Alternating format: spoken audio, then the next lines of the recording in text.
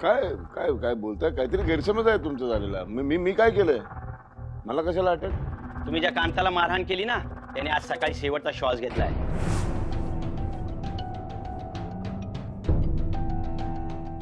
हो, त्याच्या खुनाबद्दलच आम्ही तुम्हाला अटक करायला आलोय. नाही हो, मी नाही मारलं त्याला. मी मारलेलं नाहीये त्याला. ए, खोटं बोलू नको. अहो नाही, मी खरं सांगतोय, मी नाही मारलं त्याला. तो कोण कांता, काय कांता ना? हा, तो कांता कोण आहे तो मला माहिती नाही, काळा का गोरा आहे ते. मी कशाला मारायला जाईन त्याला? कांताने मारताना स्टेटमेंट दिले आणि त्यात त्याने स्पष्ट म्हणलंय की त्याला मारहाण ही रावसाहेब नगरकरांनी केली आहे. हो ना, मग त्या रावसाहेबाला पकडा ना. मी रावसाहेब नाही, मी काशा.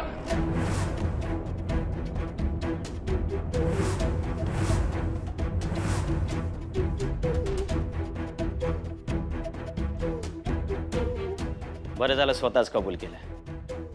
आम्हाला हाच कबुली जबाब हवा होता. थँक्स मुक्ताजी, तुमची युक्ती कामाला आली.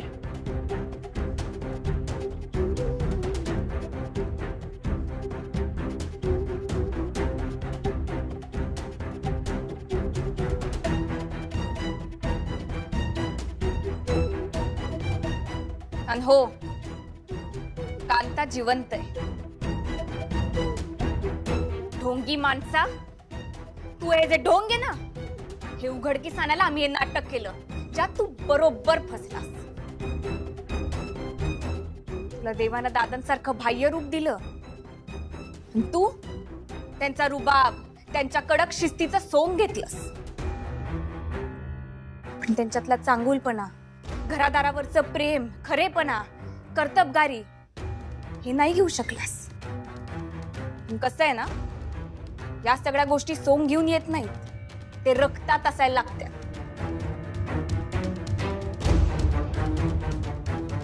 इन्स्पेक्टर साहेब, ह्याच्याबद्दल मी तुम्हाला लिहून दिलंच आहे. आणि ह्यांनी पैशाची चोरी पण ह्यांनीच केली आहे, ज्याचा आळ आमच्या भाऊ काकांवर टाकलाय. लय मोठी यादी आहे. रावसाहेब आल्यावर आम्ही तुम्हाला परत लिहून देऊ.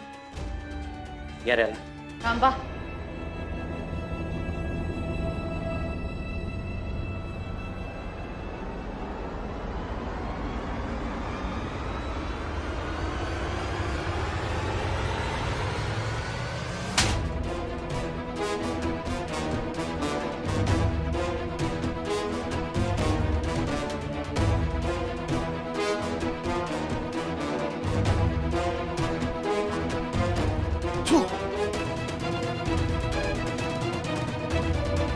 एकटा नाही मी, त्या अंबिका दत्ता त्यांनी मला हे करायला लावलंय.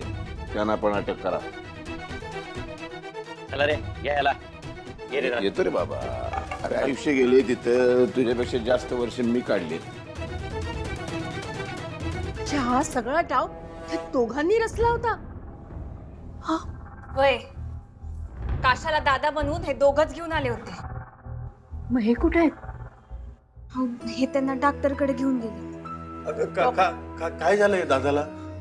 नाही, ठीक आहेत, फक्त थोडा अशक्तपणा आला होता. येतीनच ते आता. खिडक्या लाव त्या बंद करते सगळं. सगळं संपलं. कशाला पोलीस पकडून घेऊन गेली? आता आपल्यालाही नाही सोडणार. अगं जरा मला विचार करू दे. विचार कसला करत आहे? सगळं संपलंय. कशाने आपले परतीचे डोर कापून टाकले. आता आपल्याला उडी मारून जीव देण्याशिवाय पर्याय नाही राहिलाय. त्यात आता दादा परत आलाय, म्हणजे खरा रावसाहेब परत आलाय. झालं. त्याला जर कळलं की त्याला काशाने डांबून ठेवलेल्या खोली बाहेरचे दोन आवाज येत होते ना, ते आपल्या दोघांचे होते, तर आपण मेलो संपलो. याच्यावर आहे ना एकच उपाय आहे. आपल्याकडे आहेत तेवढे पैसे घ्यायचे आणि इथून सरळ कल्टी मारायची. नाही, कल्टी कशी मारणार? जयाचं काय? माझी लेक किती खुश झाली होती तिला जेव्हा कळलं होतं की आपण बदललोय तेव्हा. हो, आता आपल्या जयाला कळणार की आपण तिच्याशी खोटं बोललो. हा आपला प्लॅन होता तिला शिक्षणासाठी या घराबाहेर काढायचा, म्हणजे काशाशी संगनमत मिळून आपण केला हा प्लॅन. हे आपल्या पोरीला जर कळलं, आपली जया आपल्यावर थुंकल्याशिवाय राहणार नाही. अगं अंबिका, आता याचा तू जास्त विचार करू नकोस आणि तिची काळजी पण करू नकोस. तुझ्या भावाने तिची जबाबदारी घेतली ना. आपण इथून पळून गेल्यानंतर ना त्याला जयाकडे बघावंच लागणार आहे. पण हे बघ आता आता तू विचार करू नको. हा मी मी मी मी आपली बॅग घेतो पैशांची आणि आपण इथून पळून जाऊया. हा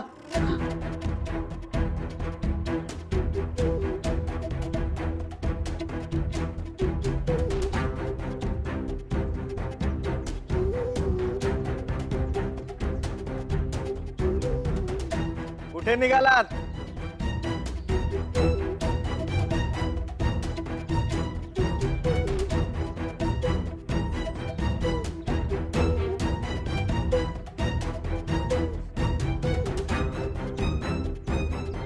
म्हटलं माझी प्रेमळ आत्या आणि अनबिलिव्हेबल मामा. कुठे निघालात? अंबिका चल निघ. चल वैजंती. अगं हे अंबिके, खोट्या रावसाहेबाला आणून माझा छळ केलास होय. आता खरं रावसाहेब येऊन तुमचं काय हाल करताय ते बघा. त्याला न भेटत जात होय. आता थोड्या वेळातच येतील ते. रावसाहेबांची जी सख्खी लाडकी बहीण आहे ना कनवाळू मायाळू, तिला एकदा भेटू देते त्यांना. भेटल्यानंतर मग निघा ना तुम्ही. काही नाही 2 दिवस जरा मुंबईला जाऊन येतो म्हणतो जायला भेटून. मला ना असं सोडणारच नाहीये. चल चल.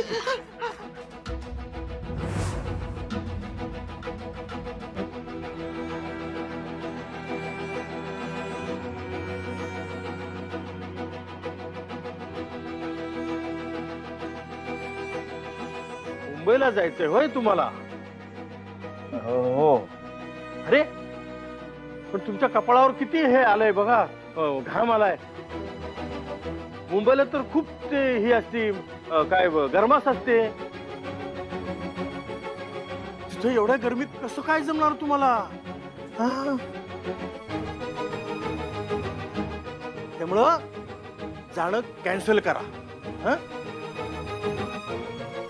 आणि हो, अरे शिवाय अजून तुम्हा दोघांची नजर काढायची आहे या चपलेनी. त्या काशाला तुम्ही शोधून आणलं ना? आणि त्या काशानं तुमच्या म्हणण्यावर आमच्या दादांना गायब केलं. आणि त्या काशाला बनावट रावसाहेब नगरकर बनायला तुम्ही दोघांनी मदत केलीत ना? चांडाळानो, त्या गुंड काशाला तुम्ही रावसाहेबाचं रुपड दिलं होय. अरे कुठं फेडाल हे बाप.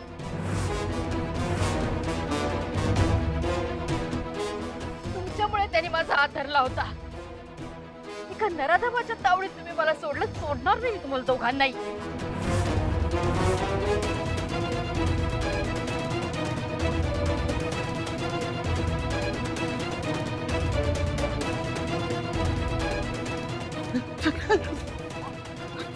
वैजंती सोडू नको.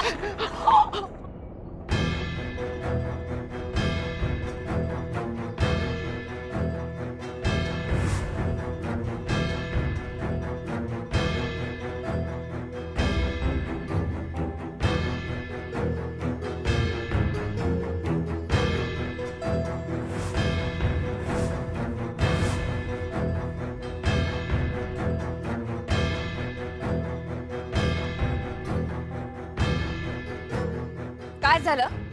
पापांचा हिशोब करायची वेळ आली तर पळून चाललाय? त्या घरातल्या प्रत्येक माणसाला लय त्रास दिला तुम्ही, लय छळलंय.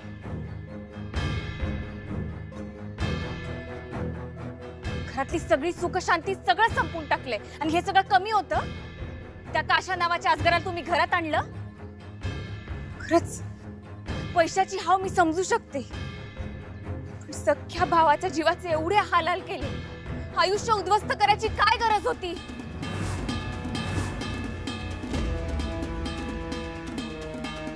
लय वाईट केले तुम्ही दादांसोबत, लय वाईट केले. त्या माणसांनी कायम तुमची मदत केली. जेव्हा कर्जात बुडाला होतात ना, तेव्हा दादाने तुमची मदत केली होती. त्यांनी तुम्हाला पैसे दिले होते, स्वतःच्या पायावर उभं राहण्याची संधी दिली होती. सगळं इतक्या सोयीस्करपणे विसरलात तुम्ही? दत्ता मामा, एवढ्या चुका केल्या त्यांनी आजपर्यंत, तरी त्यांनी माफ केलं. त्यांची सगळी कर्ज त्यांनी फेडली. आठवतंय मागं जेव्हा एकदा घरी सावकार आले होते, मग दादांनी तुम्हाला त्यांच्या हवाले न करता तुमच्या सगळ्या कर्जाचे पैसे मिटवले होते. कशाचीच किंमत नाही ठेवली तुम्ही, सगळं विसरून केला. गेंड्याच्या कातडीचे कसे झालात तुम्ही? मुक्ता, कोण सांभाळून बोला. ऐकून घेतो म्हणून वाटेल ते बोलू नको. आणि ठीक आहे, आता तुम्हाला आम्ही वाईटच झालोय ना, एक लक्षात ठेवा, बहीण म्हणून या वाड्यावर अजून माझाही अधिकार आहे. त्यामुळे तुम्हाला सगळ्यांना मी कोर्टात खेचू शकते. हो का? मग तुम्ही जे पाप केलेत ना त्याची यादी तरी ऐका आधी. रावसाहेब नगरकरांना किडनॅप केलं. Section 359 362 kidnapping. रावसाहेब नगरकरांना बंदी बनवलं आणि त्यांचा तो हा मानसिक आणि शारीरिक छळ केला, त्यांना जीव मारण्याचा प्रयत्न केला. याच्याकरता तर किती मोठं कलम लागेल. तो तर हे रावसाहेब इथे आणून माझा विनयभंग करण्याचा प्रयत्न केला. सारंग, या एकाच गुन्ह्यासाठी लागलेली मोठमोठी कलम त्यांना बरीच लांब घेऊन जातील नाही का? मिनिमम 10 वर्ष. अरे या घरातल्या म्हाताऱ्या बाईचा गुंड्याकडनं छळ करून घेतला. तुम्हाला काय लाज शरम? रावसाहेब नगरकरांच्या बँक खात्यातून लाखो रुपयांची चोरी केली. माय सगळ्या बक्षिसांची पैशांची चोरी केली. केवढी मोठी लिस्ट आहे ही. साधारण किती वर्ष जातील रे हे आज तुरुंगात? मिनिमम 40 वर्ष तरी जातील. अरे बापरे, मग वाड्यावर हक्क कसं दाखवणार ही? हा, अरे सगळं म्हातारपण तुमचं जेलमध्येच जाणार आता. सारंग, अरे यांचं सगळं म्हातारपण जेलमध्ये जाणार आहे. हो. मग आता हिला घराचा हिस्सा कसा मिळणार? अंबिका, किती दुष्ट वागलात तुम्ही. अरे पण तुम्ही असं करू शकत नाही ना. तुम्ही असं कसं करू शकता? तुम्ही सारंग, अरे बाळा, तू माझा भाचा आहेस. तुम्ही सगळे माझ्या माहेरची माणसं आहात. तुम्ही आमच्या बरोबर असं करूच शकत नाही.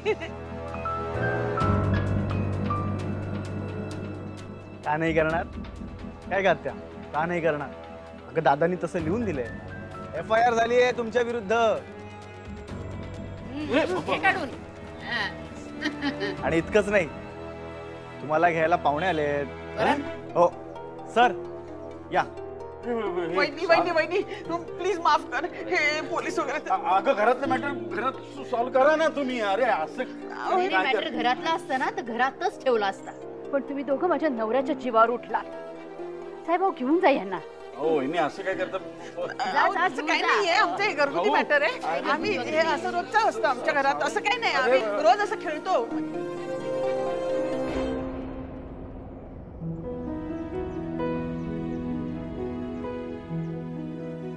सारंग, आपल्या देव माणसाला रावसाहेबाला कधी आणणार?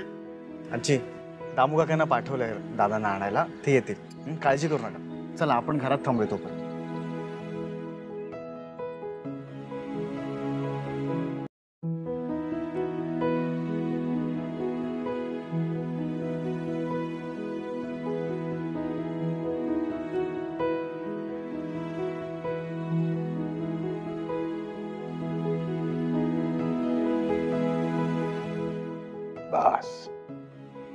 बस. आता मी आलोय ना, आता रडायचं नाही. रडण्याचे दिवस संपले. आता घरामध्ये कोणीही रडायचं नाही. यापुढे फक्त आनंद भरून राहील घरात. हे सगळं कोणामुळे झालं माहितीये? माझ्या या धाडसी सुनेमुळे. ही संबळ वाजवत वाजवत शोधत आली तिथे. काय गंमत आहे नाही? म्हणजे सुरुवातीला ज्या संबळ वादनाला मी प्रचंड विरोध केला होता, ज्या माझ्या सुनेला मी विरोध केला होता, तीच सून आणि तेच संबळ वादन मला इथे परत घेऊन आलं. भाऊ, ते पैसे तू नाही चोरलेत माहितीये मला. सारंगने सांगितलंय मला. झालं गेलं तर सगळं विसरून जा, काही मनात ठेवू नकोस. तरी मला वाटायचंच की अरे माझा दादा मला सगळ्यात जास्त ओळखतो, तरी तो मला चोर कसा काय म्हणतोय. तू चोर म्हणूच शकत नाही. अरे दादा, माझ्या हातून मी जर चुकून चोरी केलीच कधी तरी तू मला रागवणार नाहीस, फक्त समज देशील. झालं गेलं सगळं तर विसरून जाईल.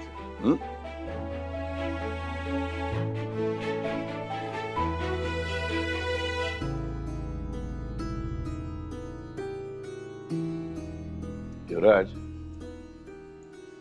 तू ना तुझ्या बापाला ओळखलंच नाहीस रे.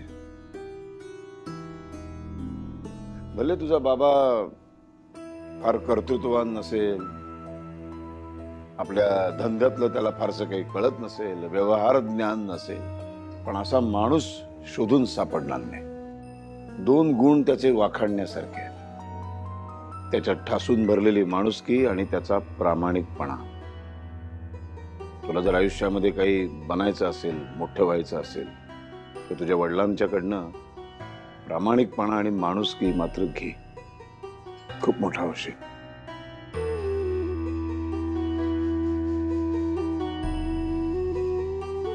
बस बस बस बस बस बस. हात जोडायची काही गरज नाहीये.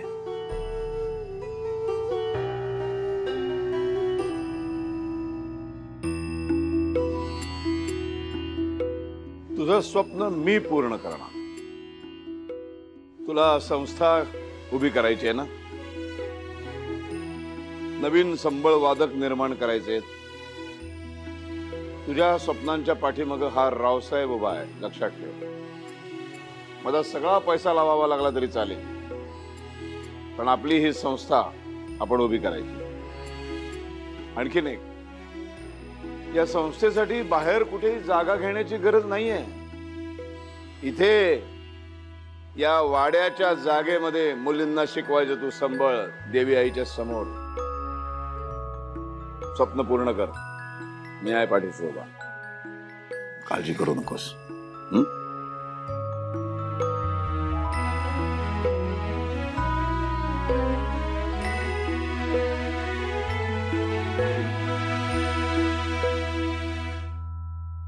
आयुष्यवान भव.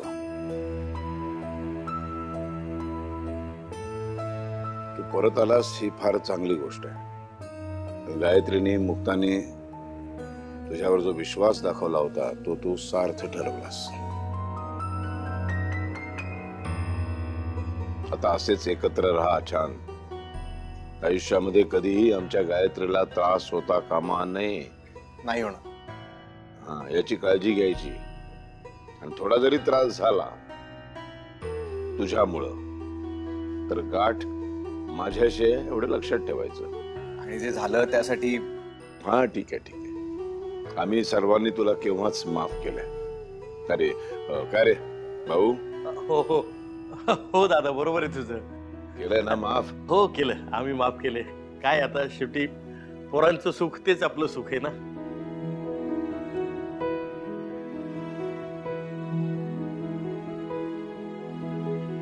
देवी आईच्या कृपेने आज सुखाचे दिवस आले. मुक्ता, आणखीन एक गोष्ट आवर्जून सांगायची आहे तुला. आणि जिथे जिथे संबळचा मुद्दा येईल, संबळचा संबंध येईल, तिथे तिथे मुक्ता आत्माराम शिंदे असं नाव लावायचं. नाही नाही, असं नको. पाहिजे तर मुक्ता शिंदे नगरकर असं लावू द्या, पण फक्त शिंदे नको. मी फक्त माझ्या पोरीला कला दिली, पण त्या कलेला आश्रय तुम्ही दिला तो. आणि आश्रयाशिवाय ना कला टिकते ना कलाकार. आणि आता ती पण मोठी होते. आज 3 पोरी आहेत, उद्या 30 होतील. अरे उद्या 30च्या 300 पण होतील. आणि ह्याच मुलीपुढे स्त्री पुरुष समानतेचा नादही घुमवतील. आणि कलाकार शेवटी कलाकारच असतो. स्त्री पुरुषाचा भेदभाव नसतोच त्या. चला मग, हीच ती वेळ आणि हाच तो क्षण. मुक्ता, या नव्या बदलाची सुरुवात कर संबळ वादनाने.